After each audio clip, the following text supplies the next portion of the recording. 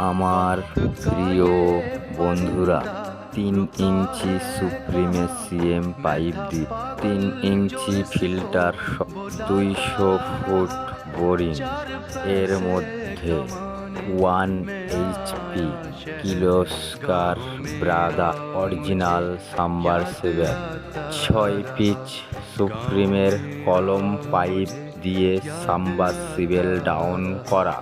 অবশ্যই মাথায় রাখতে হবে 3 ইঞ্চি ফিল্টার দিলে সাপ্লাই বেশি দিতে পারবে।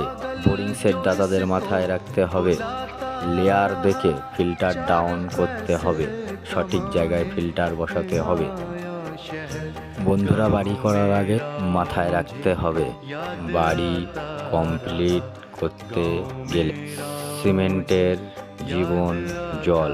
অবশ্যই বাড়ি করার আগে সাবমার্সিবল বসানো উচিত।